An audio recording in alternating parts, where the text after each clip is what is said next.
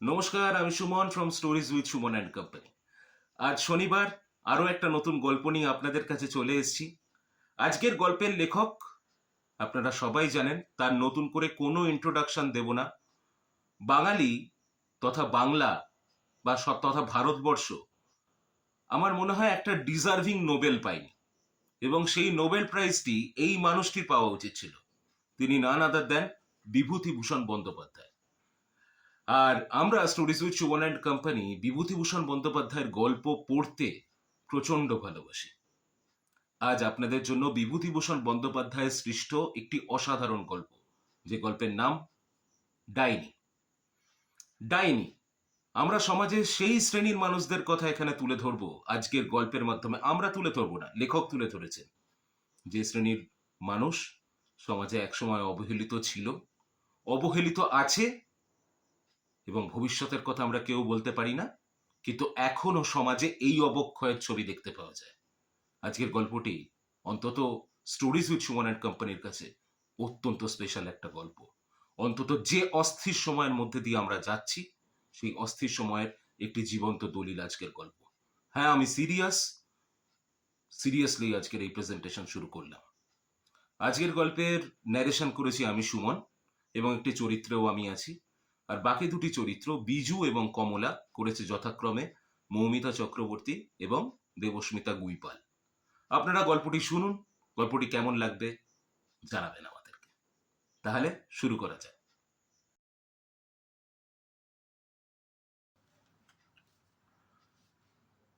Office থেকে ফিরে দেখলুম স্ত্রী মেয়েকে নিয়ে বিছানায় শুয়ে। চমকে গেলুম খুবই। ভয়ও যে পাইনি তা নয়। বিজুকে তো কখনো ভর সন্ধ্যেবেলা এমন করে সংসারের কাজকর্ম ফেলে শুতে দেখিনি। মেয়ের আবার কি কোনো বিপদ হলো? ভয়ে ভয়ে কাছে গিয়ে জিজ্ঞাসা করলুম, বিজু, ও বিজু, কি ব্যাপার গো? বিজু কোনো উত্তর দিল না। তার কপালে হাত দিয়ে দেখলুম জ্বর হয়েছে কিনা। না, শরীরের উত্তাপ তো স্বাভাবিক। তবে স্ত্রীর কানের কাছে মুখ নিয়ে গিয়ে ডাকলুম, বিজু, বিজু, কি গো? এতক্ষণ পর বিজু কথা বলল। কদিন থেকে বলছি এ অলক্ষণে বাড়িটা বদলে ফেলো, বদলে ফেলো। তার যদি কোনো কথা কানে করবে। কলকাতায় কি আর বাড়ি নেই? সত্যি বটে, বিজু কদিন থেকে বাড়ি বদল করবার জন্য তাগাদা করছে, কিন্তু বাড়ি বদল করা তো আর সহজ কথা নয়, সেটা ভুক্তভোগী মাত্রই জানে। সুতরাং কথাটা তেমন গ্রাহ্য করিনি। বললুম, "হুঁ, কেন, এ বাড়ি আবার কি দোষ করলো?" ব্যাস, বিজু যেন ফেটে পড়ল। বলল, দোষ করেছে? চারিদিকে সব ডাইনি। একটা মেয়ে নিয়ে যাও বা ঘর করছি, তার যদি কারো সহ্যি হয়। ডাইনি? আমি ওসব অন্ধবিশ্বাসকে প্রশ্রয় দিই না, কানেও নিই না। তা বিশ্বাস হবে কেন? দেখো দেখি, আজ দুপুর থেকে সানি কিছু মুখে করছে না। যা খাচ্ছে তাই তুলে ফেলছে। আমার মাথাটা ঘুরে গেল। সানি আমার 2.5 বছরের মেয়ে, তার উপর ডাইনি বুড়ির কোপ গিয়ে পড়লো কোন দুঃখে? বিজু কিন্তু তখনও বলে চলেছে, আচ্ছা, ওদের কি একটুও চক্ষু লজ্জা নেই? তা ডাইনিকে তুমি কোথায় দেখলে শুনি? ওই তো এখানে। আঙুল সংকেতে বিজু পাশের বাড়ির একটা ঘর দেখিয়ে দিল। তার সন্দেহ দেখে আমার গা রিরি করতে লাগলো। আমি অস্ফুট সুরে বললাম, কমলা? হ্যাঁ গো হ্যাঁ, বিশ্বাস হয় না? সত্যি বিজু, আশ্চর্য। আশ্চর্য কিছুই নয়। কদিন থেকে দেখছি ওর সোহাগ আদর। পোড়া কপালের কপাল যখন পোড়া, তখন অন্যদের কাচ্চা বাচ্চার উপর নজর দেওয়া কেন বাবু? আমি বিজুর প্রশ্নের কোনো উত্তর দিতে পারলুম না। মাসখানেক আগের একটা কথা মনে পড়ল। একদিন ওই পাশের বাড়ির ঘরটায় কমলা চিৎকার করে উঠেছিল, ওরে শোভা, তুই কোথায় গেলি মারে আমার? আমাকে এমনি করে ফাঁকি দিয়ে চলে গেলি কেন রে? রাত তখন প্রায় 10টা। আমি খেতে বসেছি। বিজু আমায় দুধের বাটিটা এগিয়ে দিতে দিতে বলল, পাতের গোলা একটু জল দাও। এই বিজু, কমলা কাঁদছে না? আহ, পাতের গোড়ায় একটু জল দাও দেখি আগে। সত্যিই কমলা কাঁদছে, তার সারা মাতৃ হৃদয় মথিত করে কন্যার বিচ্ছেদ বেদনায় কাঁদছে। 2 মাস আগে কমলার সন্তান শোভা এসেছিল মর্তলোকে, আর আজ চলে গেল মায়া মমতার পাশ ছিন্ন করে। হয়ে পর্যন্ত মেয়েটা রোগে রোগে ভুগছে, সর্বাঙ্গে তার ঘা, বড় বড় দাগা দাগা। পুজের গন্ধে কাছে যাওয়া যায় না, কিন্তু কমলা সমস্ত ঘৃণা তুচ্ছ করে শোভার সেবা করেছে 2 হাতে করে। তার ফলে নিজের গায়েও তার স্থানে স্থানে ঘা হয়েছে, কিন্তু শোভা সেই সব ঘা কিন্তু কমলা একটুও সহ্য করেনি, গ্রাহ্য করেনি একটুও। তার সারা হৃদয় নিয়োজিত করেছে তার প্রাণ সদৃশ শোভাকে আরোগ্য করবার প্রচেষ্টায়। তারপর বড় বড় ডাক্তার কবিরাজ দেখানো হয়েছে, রোজা এসে ফোঁড়া কেটেছে, অসংখ্য দেবতার কাছে মানত করা হয়েছে। চেষ্টার কোনো ত্রুটি রাখা হয়নি, কিন্তু সমস্ত চেষ্টা ব্যর্থ প্রতিপন্ন করে রাত 10টায় শোভা মহানিদ্রায় আক্রান্ত হলো। মা বুকের ওপর লুটিয়ে পড়ে শতবার নড়াচড়া করে তাকে সজাগ করবার চেষ্টা করলো, বিনিয়ে বিনিয়ে তার প্রস্থানের জন্য অনুশোচনা করলো সারা রাত। সেই ঘটনার মাসখানেক পর কমলা নাকি শানিকে দেখে একদিন কেঁদে ফেলেছিল।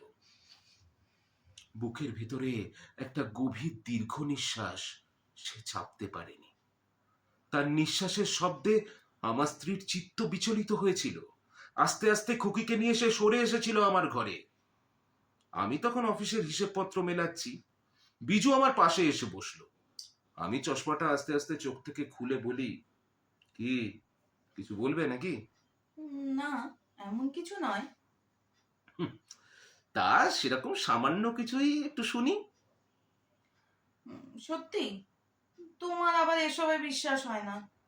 বাবারে, তুমি তো কৌতূহলী বাড়িয়ে দিচ্ছ কেবল, বলো বলো। তুমি এ বাড়ি বদলাও। কেন, কি হয়েছে? কমলা রোজ রোজ শানির পানে তাকিয়ে ফোঁস করে নিঃশ্বাস ফেলে আর কাঁদে। বাঁচাও, আমার অকল্যাণ হবে, তাও যদি ওই বুড়ি মাগির মাথায় ঢোকে। সত্যি তুমি এটা পাগলি জানো। ওই তো, তুমি সব কথা উড়িয়ে দাও কেবল। কপাল যখন পোড়া, তখন অন্যের ছেলে মেয়েদের উপর নজর দাও কেন বাপু? বিজু আমার কাছ থেকে চলে যায়, আমি ওসব বিশ্বাস করি না বলেই হয়তো আমার মাথার মধ্যে বিজু সেই শেষ কথা কেবল ভাসতে লাগলো, কপাল পোড়া। বাস্তবিক কি কমলার কপাল পোড়া? বিধাতা পুরুষ তার প্রতি অপ্রসন্ন? এই রুগ্ন মেয়ে প্রসব করার জন্য দোষী কে? কমলা? একটুও নয়। আমি জানি যে কমলা স্বামী দুরারোগ্য সিফিলিস রোগে আক্রান্ত, এ কথাও জানি যে সেই মহাপুরুষ প্রায় রাত্রেবেলা বাড়ি ফেরেন না। বাপ ঠাকুরদা অনেক পয়সা জমিয়ে গেছে, তাই ব্যয় করে তিনি ফুরিয়ে উঠতে পারছেন না। তবু লোকে দোষ দেবে কাকে? কমলাকে।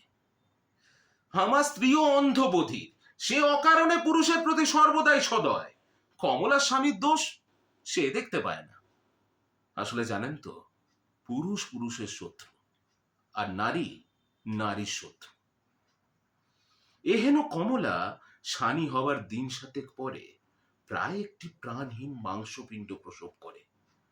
নিজের ব্যর্থতার বেদনায় মুষড়ে পড়ে কমলা কাঁদলো, চিৎকার করলো। 2 দিন বিছানা থেকে উঠলো না, খেলো না, চোখ ফুলিয়ে ফেললো কেঁদে। তারপর একদিন নজর পড়লো শানির উপর। শানির পানে তাকিয়ে কমলার নিজের ব্যর্থতার কথা পুনরায় স্মরণ হলো। পুনরায় যেন কেউ ওর ক্ষতে আঘাত করলো। নিজের অজ্ঞাতসারে একটি ব্যথিত দীর্ঘ নিঃশ্বাস সে ত্যাগ করলো। তাতেই আমার স্ত্রী শিউরে উঠল। সে শানিকে নিয়ে সেখান থেকে চলে এলো। অযথা সেই দিন থেকে শানিকে কমলা ভালোবেসে ফেলল। এরপর অনেক মাদুলি ধারণ করে, অনেক গ্রহ উপগ্রহকে ঘুষ দিয়ে, নির্দিষ্ট গাছে ঢিল ঝুলিয়ে কমলা আবার অন্তঃসত্ত্বা হলো। আবার সে ক্ষুধিত মাতৃ হৃদয় দিয়ে অনুভব করলো তার গর্ভস্থ ভ্রূণের সূক্ষ্ম সত্তা। আমি ভগবানের কাছে এবারে প্রার্থনা করলুম, প্রভু, ওকে আর বঞ্চিত করো না। তিনি হয়তো আমার প্রার্থনায় সাড়া দিলেন। কমলার মেয়ে হলো, মানে এই শোভা।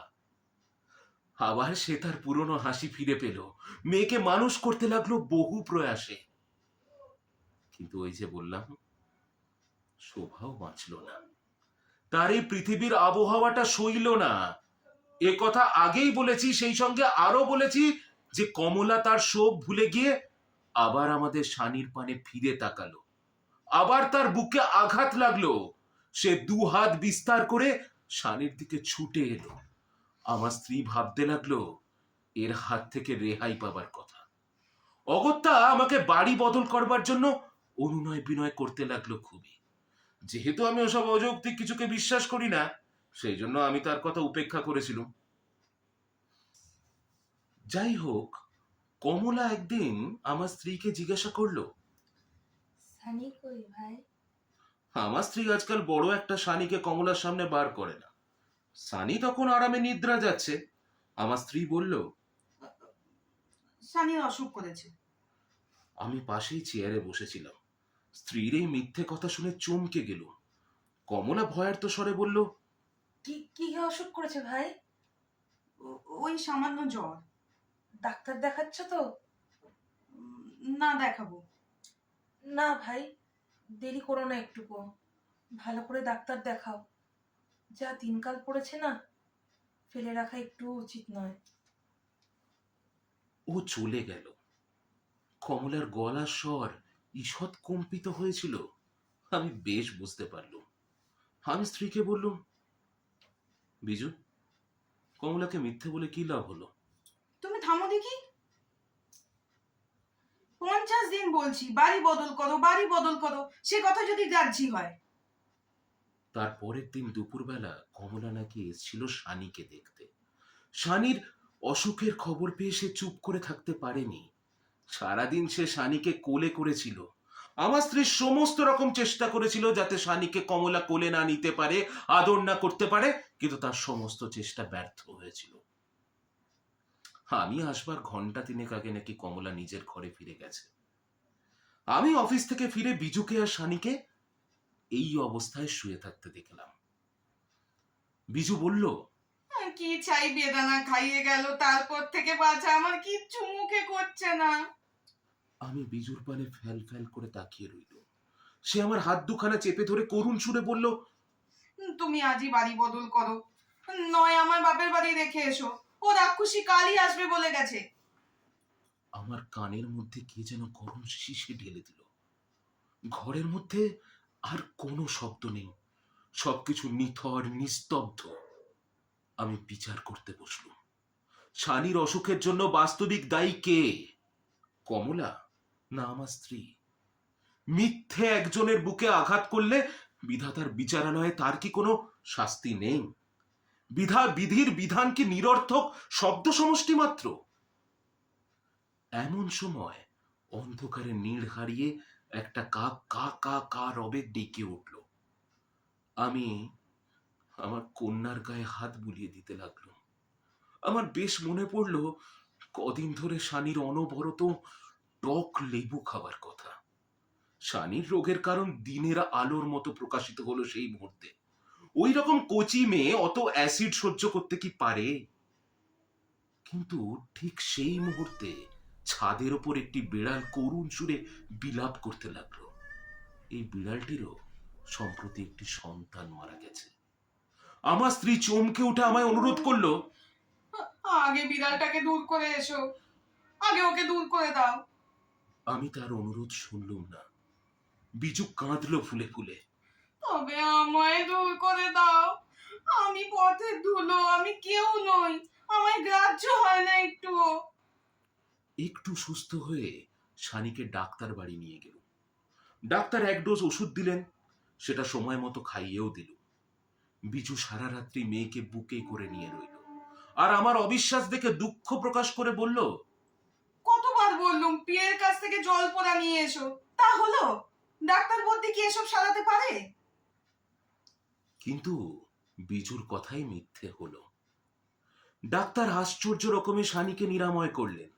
সকালবেলা শানি আবার তার সহজ সরল পূর্ব স্বাস্থ্য ফিরে পেল। আবার সে খেতে লাগলো, হাসতে লাগলো।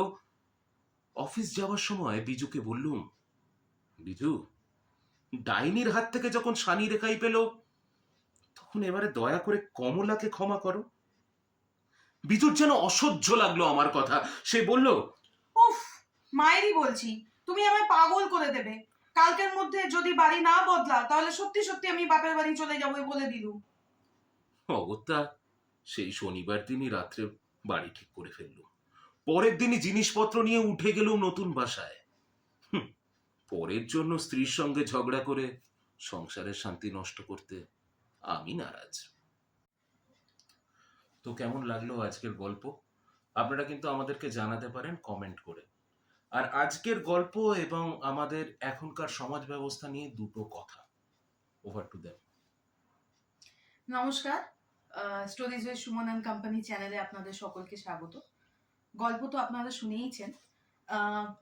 লেখক বিভূতিভূষণ বন্দ্যোপাধ্যায় এই তখনকার সমাজ ব্যবস্থা অনুযায়ী এই গল্পটা থেকে একটা মেসেজ আমাদের দিতে চেয়েছেন, যেটা কিন্তু এখনের সমাজ ব্যবস্থায়ও প্রচলিত। সেটা হচ্ছে যে নারী পূর্ণতা পায় মাতৃত্বে, কিন্তু যখন কোনো কারণে নারী সেই মাতৃত্ব থেকে আহ, বঞ্চিত হয়, তখন কিন্তু আমরা অনেক সময় তাদেরকে বিভিন্ন কথা বলি, সমাজের বিভিন্ন অনুষ্ঠানে যেতে তাদেরকে বাধা দিই, বা এগুলো চলতে থাকে।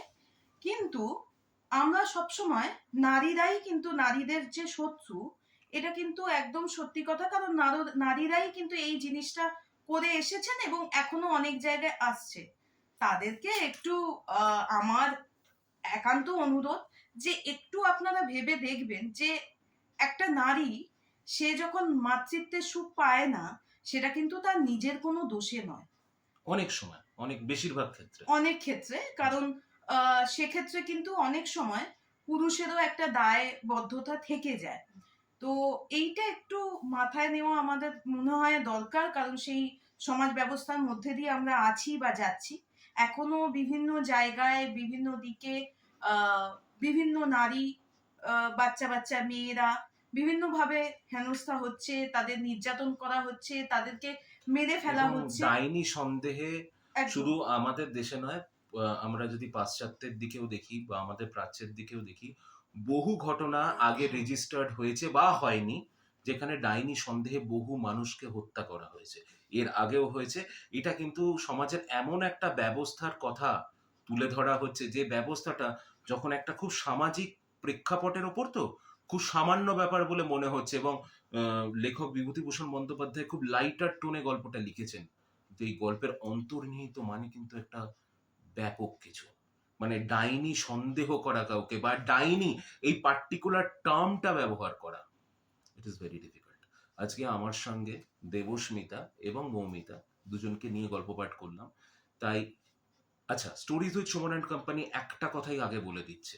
প্রথম কথা, নারীরা নারীদের শত্রু মানে আজকের দিনে সমাজের বুকে যে রকমের হিনিয়াস ক্রাইম গুলো হচ্ছে, সেখানে যেসব নোংরা মনস্তত্ত্বের পুরুষরা বা নারীরা যুক্ত আছে, তাদেরকে stories with Suman and company কোনোদিন সাপোর্ট করেনি। কারণ একটা কথা হচ্ছে, ধর্ষকদের শুধুমাত্র কোনো লিঙ্গ হয় না, তারা পুংলিঙ্গ বা স্ত্রীলিঙ্গও হয় না, তারা অ্যাকচুয়ালি ধর্ষক হয়। এবং তাদের সব থেকে খারাপতম শাস্তির আমরা দাবি জানাচ্ছি। এবং আরেকটা কথা, সেটা হচ্ছে যদি তাদের শাস্তি আমরা দিয়েও দিই, তাদের মানসিকতার তো পরিবর্তন কোনোদিন ঘটছে না। এখানে আমার একটা বিশেষত একটা অনুরোধ রয়েছে। অনেক সময় একটা বাড়িতে একটা ছেলে এবং একটা মেয়ে, তাদেরকে যখন প্রতিপালন করা হয় এবং বড় করা হয়, আমরা না অনেক সময় দুরকম ভাবে ছেলেকে আর মেয়েকে বড় করার চেষ্টা করি। কারণ সেখানে যদি একটা ছেলে দেখে যে আমার বোনটা একটু অন্যভাবে বেড়ে উঠছে আর আমি অন্যভাবে বেড়ে উঠছি, সেখানে কিন্তু মেয়েদেরকে সবসময় ওই লাঞ্ছিত, বঞ্চিত, এরকম একটা ভাবে বড় করার যে প্রবণতা, সেইটা যেন একটু এবারে বদল করার সময় এসছে বলে আমার মনে হয়। তো উইথ দ্যাট নোট, দেবস্মিতা কিছু বলবি? মেয়েদের সত্যি বাঁচাতে হবে, মেয়েদের বাঁচানো দরকার। দিনকে দিন মেয়েদের সংখ্যা কমে আসছে, বিভিন্নভাবে মেয়েদেরকে নির্যাতন করা হচ্ছে, এমনকি এখনকার এমন সময় চলে এসেছে যে কয়েক মাসের শিশুকেও ছাড়া হয় না। একদম। একদম। তাহলে আমাদের চিন্তাধারাটাকে বদলাতে হবে। বাড়িতে যখন একটা ছেলে এবং মেয়ে দুজন ভাই বোন যখন একসাথে বড় হচ্ছে, ছেলেকে আগে শেখানো উচিত মেয়েদেরকে কি করে সম্মান করতে হয়। সেটা হচ্ছে সব থেকে বেশি দরকার, কারণ মেয়েদেরকে সম্মান করাটাই হচ্ছে আসল শিক্ষা। এবং উল্টো দিকটাও সত্যি যে আজকে আমি মনে করি, আমরা সবাই মনে করি যে এমন আইন আসা উচিত যেখানে মানুষের মনে এই ধরনের হিনিয়াস ক্রাইম করতে গেলে ভয় পায় মানুষ। ভয়কে আমরা সাপোর্ট করি না, কিন্তু কিছু জিনিস করতে ভয় পাওয়া উচিত মানুষের। জাস্ট এইটুকু বলতে পারি, আমরা stories with Suman and company আজকে এতটা কথা বললাম গল্পের পরে, একটু ভাববেন আপনারা। আপনারা ভাবছেন, আমরা জানি আপনারা খুব রেসপন্সিবল মানুষ, আমরা এই দেশের সবাই রেসপন্সিবল নাগরিক। সারা বিশ্ব জুড়ে যে পরিমাণ এই ধরনের হিনিয়াস ক্রাইম বেড়ে গেছে, এরকম ধরনের ব্যাপার স্যাপার এখন চলছে যেগুলোকে আমরা একদম সাপোর্ট করতে পারি না মন থেকে, অন্তর থেকে।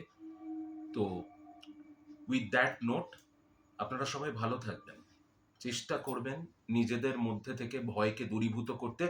ভালো থাকবেন সবাই। পরের বুধবার আমরা রথযাত্রা স্পেশাল একটা এপিসোড নিয়ে আসছি, আর পরের শনিবার আবার একটা গল্প।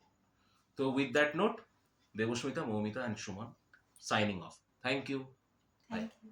Good night.